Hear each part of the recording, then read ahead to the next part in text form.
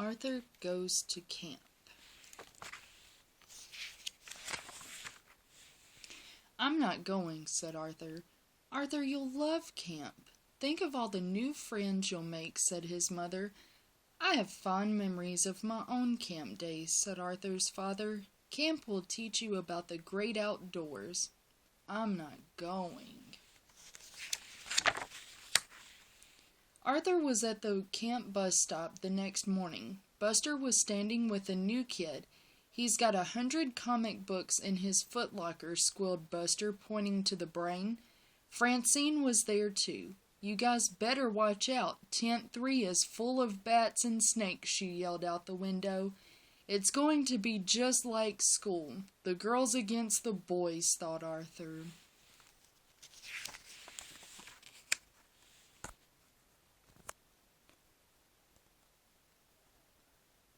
When the bus passed Camp Horsewater, even the girls stopped teasing. "Look at those guys," said Buster. "They're going to be in great shape for our scavenger hunt. No wonder they always win." "That's no camp, that's a zoo," said Arthur. "Dear Mom and Dad, I'm not at camp yet. I'm very homesick, and I miss you very much. Please write soon. Love, Arthur."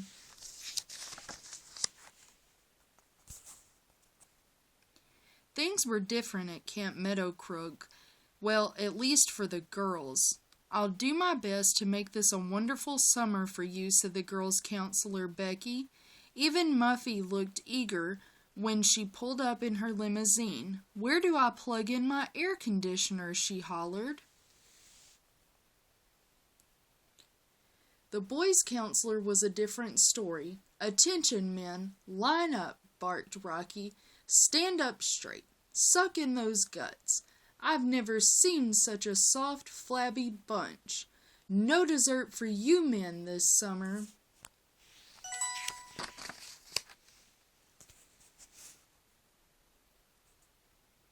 Muffy had brought her own dessert.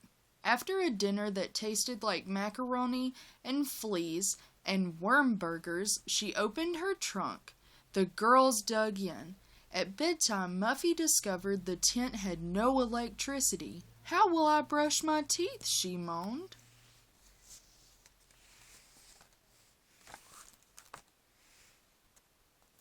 The boys were too tired for all their running and push-ups to think of brushing their teeth.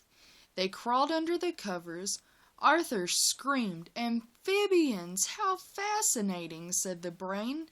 "No, they're frogs," said Buster.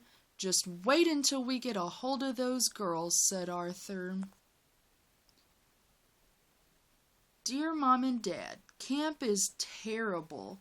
Just like I thought. The food is bad. I'm still very homesick. Please come and get me. Love, Arthur."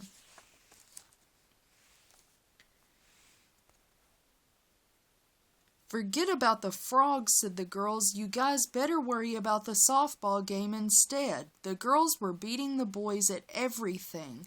"Disgusting," said Rocky. "I'll never live this down."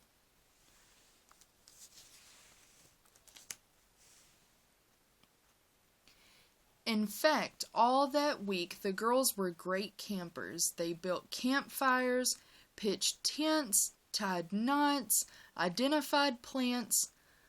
All the boys could find was poison ivy. Rocky hid in his cabin. Arthur wrote postcards home. "Dear Mom and Dad, I miss you and I cried when I read your letter. When are you coming to get me? Camp is gross. Love, Arthur."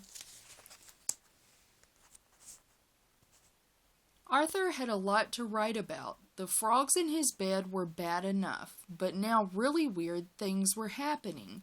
The girls thought the boys threw a smoke bomb into their tent. The boys thought the girls took all their clothes.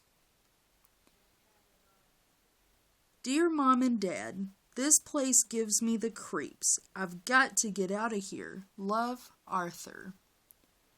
But one night, everybody heard strange noises and footsteps in the woods. It had to be someone else.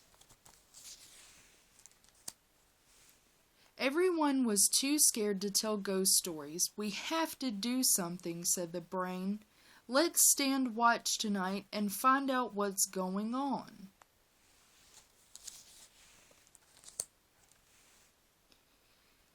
So that's it. Camp Horsewater, whispered Buster. They've been trying to scare us all along. Don't worry, we'll fix them tomorrow at the scavenger hunt, said the brain.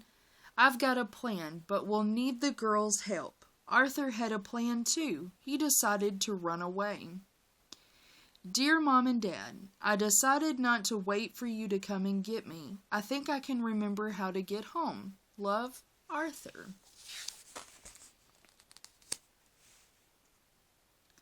The next morning, Becky read the list of things to find, and be back at sunset, she said. The brain nudged Francine. Time for phase 1 of the plan, he whispered. Watch out for bears. The woods are full of them, she yelled to the Horsewater kids. They just laughed. Nobody noticed Arthur was sneaking away.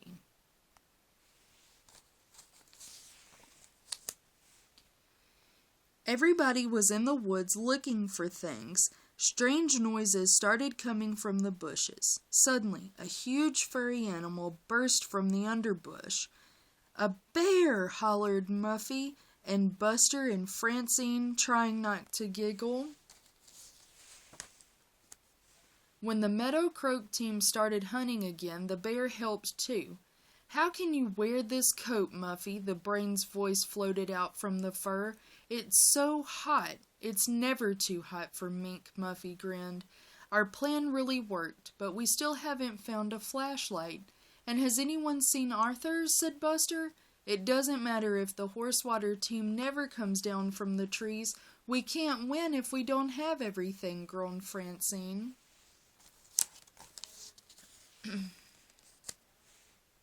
Meanwhile, it was getting dark and Arthur was lost. He heard strange noises.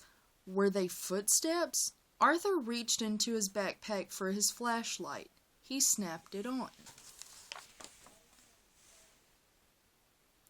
A flashlight!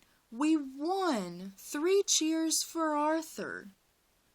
Dear Mom and Dad, the scavenger hunt was great. Camp is great. I want to come back next year. Love, Arthur.